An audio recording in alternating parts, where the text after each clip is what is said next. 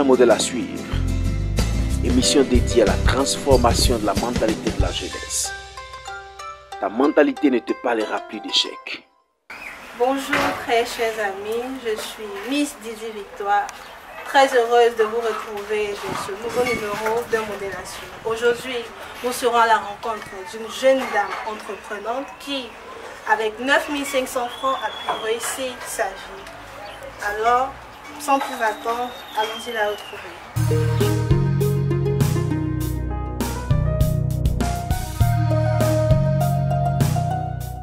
Soyez bienvenue. Merci.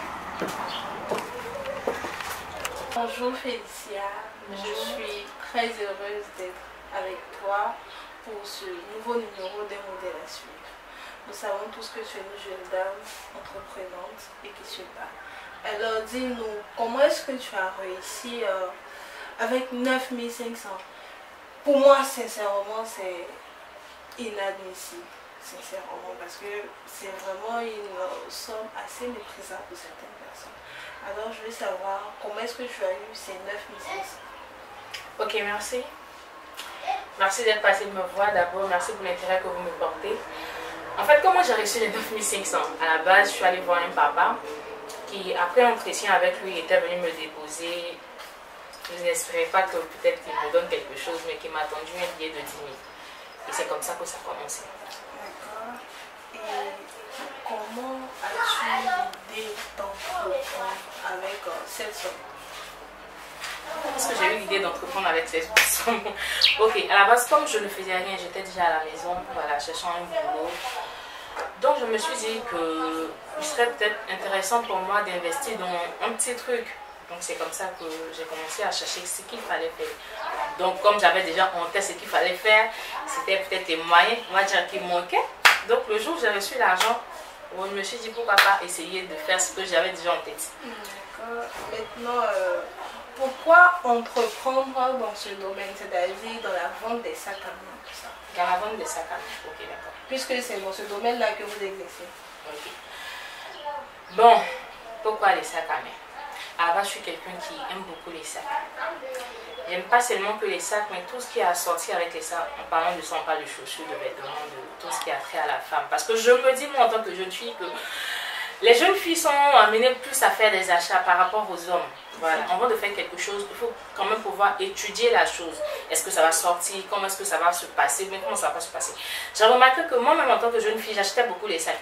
Mes amis, tout et tout, achetaient beaucoup les sacs. Donc je me suis dit, pourquoi pas ne pas commencer là? Ne pas commencer à vendre les sacs, puisque à la base, je n'avais pas beaucoup d'amis, mais quand même, j'avais 2 ou 3. Je pouvais commencer par elles. Et c'est comme ça que j'ai commencé. J'ai voulu, pardon, entreprendre, bien m'investir dans le domaine des sacs.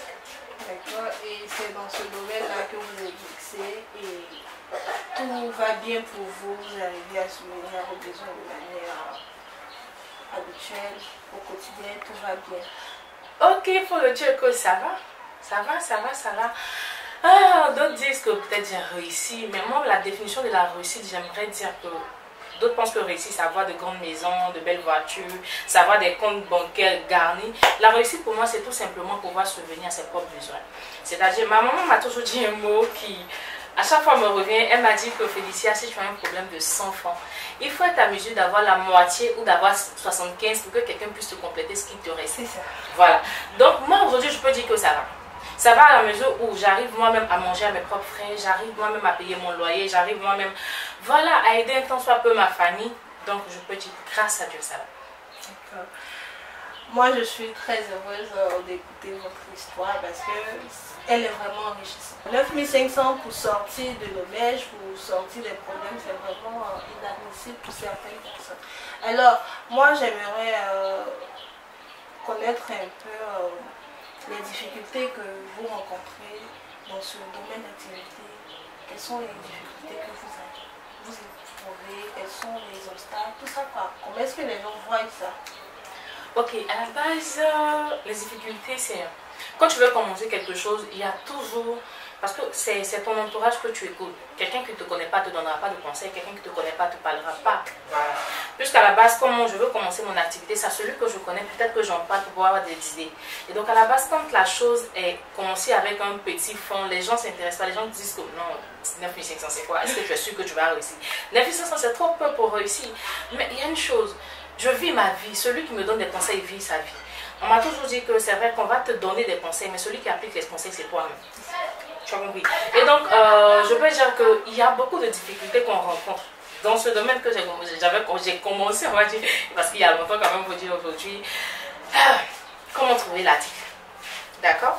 Souvent, tu peux, parce que le sac aujourd'hui, il est là, il est tout neuf, je l'ai pris. Il peut passer peut-être, comment on va dire, à la base, quand je vais chercher la marchandise, on est tellement nombreux que tu ne prends pas le temps de vérifier la marchandise. Tu peux arriver à la maison avec la marchandise, elle est défectueuse. D'accord? Et tu prends les marchandises, il y a des jours quand tu viens, ça ne marche pas. C'est pas pour autant qu'on baisse les mains, c'est pas pour autant qu'on abandonne. Et j'ai mis une stratégie, je me dis que peut-être tous les commerçants le font. Soit tu arranges tes sacs, soit quand le sac il dure un peu, tu essaies de retirer ce que tu as mis sans pouvoir avoir de bénéfice. Parce qu'il y a des sacs, comme par exemple, quand on va acheter, si j'achète le sac à 2500 par exemple, je peux venir demander à 5000. Là, j'ai eu plus. Donc, je me dis qu'il y a des jours, si j'achète le stock à 2000 qui n'arrive pas à 2500 voire à 3000, il n'est pas sorti, je le vends au prix d'achat. Voilà, pour pouvoir garder mon argent. Donc, les difficultés qu'on peut rencontrer dans les découragements, il y a l'état des sacs, l'état du temps, parce qu'il faut le dire aussi, j'ai commencé avant d'un carrefour. Voilà. Je n'ai pas forcément cherché là tout de suite un magasin. Il y a beaucoup de jeunes filles qui disent qu'aujourd'hui, si moi je dois vendre, je dois travailler, c'est forcément un magasin, je dois avoir un conteneur, je dois avoir ceci. Non, moi j'ai commencé, on va dire comme ça, dans une ruelle, dans un carrefour, où je me suis dit, là les gens passent, donc du coup ma marchandise est exposée, tout le monde peut voir là tout de suite. Voilà, donc c'est comme ça que j'ai commencé. Les discussions, on en rencontre tous les jours. Des clientes qui ne sont pas contentes, des clientes qui sont contentes. Voilà, tout ça est mélangé, mais on arrive à avancer. Alors Félicia, j'ai écouté ton histoire, elle est vraiment enrichissante. Quel message peux-tu adresser aux jeunes filles, sachant que la plupart des jeunes filles s'adonnent à la facilité? Donc quel message peux-tu leur adresser en ce moment? Alors merci pour la question. Quel est le message que je peux passer à la jeunesse? Mon message pour la jeunesse, particulièrement pour la jeune fille aujourd'hui, c'est de ne pas se laisser entretenir. Parce que être entretenu, c'est quoi? C'est être tenu par quelqu'un.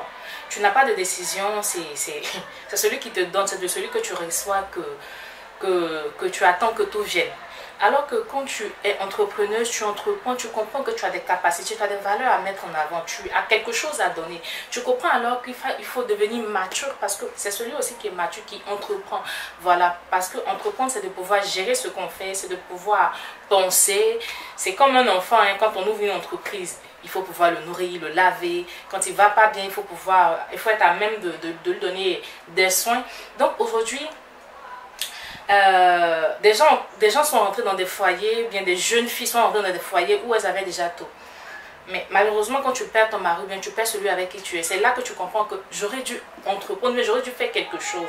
Là, peut-être qu'il est tard. Aujourd'hui, mes soeurs se laissent, on va dire, le phénomène de teaser, bien le phénomène de se faire entretenir a tellement pris l'ampleur, parce que ce qu'on ne vous montrera jamais, c'est la fin de ces maîtresses entretenues, c'est la fin de ces filles entretenues-là. On ne nous montre pas la fin, on nous montre seulement que ce côté bling, ce côté où elles sont belles, ce côté où elles sont fraîches. Mais derrière cette fraîcheur, derrière cette beauté, toutes ces choses, il y a une fin misérable. Aujourd'hui, j'entreprends, je suis à mesure de me prendre en charge, de prendre en charge ceux qui sont à côté de moi. Je n'ai pas grand chose à offrir, mais quand même, si quelqu'un a un problème, je suis quand même à même de lui donner une pièce de 5 francs. Pas parce que ce serait un plaisir, mais parce que j'ai compris que j'ai quelque chose à donner. J'ai compris qu'on n'a pas seulement à prendre de moi. J'ai compris que ma société avait besoin que je lui apporte un plus. Alors toi qui me regardes, jeune fille, jeune homme, moi j'ai commencé avec 9500. Quelque chose qui peut être négligeable pour beaucoup, mais aujourd'hui m'emmener à pouvoir me prendre en charge. Tu peux commencer avec 10 000. On n'a pas forcément besoin d'attendre un magasin, d'attendre des millions, d'attendre des centaines de mille pour pouvoir entreprendre, pour pouvoir faire quelque chose. Il y a des gens même qui ont commencé avec moins que ça.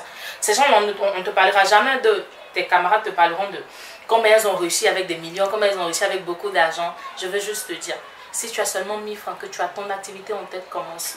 Parce que il faut commencer pour pouvoir comprendre qu'on peut tomber. Et quand on tombe, on apprend comment se relever. C'est juste ce que j'ai à vous dire. Donc, commencez à réfléchir à qu'est-ce que vous voulez faire. Parce que la vie, elle écoute. Ta vie, tu es maître de ta vie. Merci Félicia de m'avoir reçue chez toi. Et je suis très heureuse parce que ton histoire m'a beaucoup touchée. Et j'espère que cette histoire va inspirer plusieurs jeunes filles qui sont peut-être dans une situation vraiment embarrassante. Et ce peu que nous avons, nous pouvons investir, nous pouvons entreprendre. Car entreprendre, c'est vraiment une très bonne chose. Et voilà la preuve. Félicia, elle a fait et elle a pu sortir de cette petite situation et maintenant elle se prend en charge elle-même, elle est indépendante, elle ne compte sur personne. Donc j'encourage tout le monde à faire comme elle. Alors merci pour ce rendez-vous, merci et je vous donne rendez-vous nouveau numéro d'un modèle à suivre. Bye bye, que Dieu nous garde. Un modèle à suivre. Émission dédiée à la transformation de la mentalité de la jeunesse. Ta mentalité ne te parlera plus d'échec.